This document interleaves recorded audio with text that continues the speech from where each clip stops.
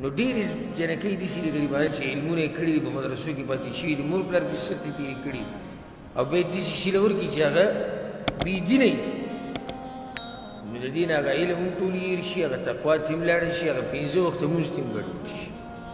چې خاوند اثر کوي په ښځه باندې او کله داسې چې بېدینه ښځه یې جاهله یې په دینداره سړي واوړي هغه دینداره سره دا هم دینداره شي ځکه خپلو لوڼو له خپلو خویندو له چې ځای ګورئ نو داسې ځای ګورئ چې هغه خلک دا د دیندارۍ نه منع کوي او دا د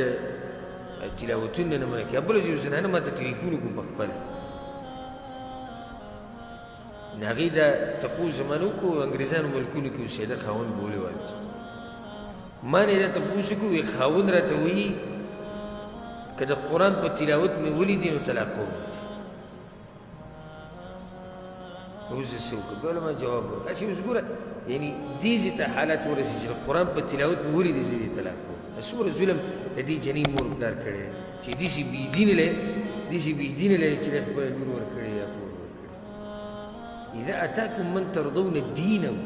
پیغمبر صلی الله علیه وسلم څه وایي چې یو هلک راشي او تاسو د هغه په دین راځي دین اهم دی دې تپوس کوي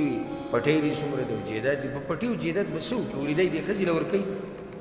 زمونږ پښتانه ولې دې ښځې له میراث کې څه ورکوي څه ډېر خو یې نه ورکوي نو ته سره د پټۍ تپوس کوي سره د جیداد تپوس کوي تپوس دا وکړه چې د هلک معاملات د الله سره څنګه دي او لنډه خبره یاده کړه چې کوم سړی د الله نه یریدو نو هغه به ستا د لور په باره کې هم د الله نه یریږي او ستا د خور په باره کې هم د الله نه یریږي او چې د الله نه نه یریږي نه نو دا سوچ مه کوه چې تا نه به ویریږي کوم سړی چې د الله نه نه یریږي دی د هېچ چا نه نه یریږي ځکه چې الله رب دی خالق دی زمونږ معبود دی مونږ عبادت کوو نو د کوم رب چې عبادت کېږي د هغه نه یو سړی نه یېرېږي نو ستا څه خیال دی چې دی به ستا نه ویېرېږي او یو سړی چې د الله نه یېرېږي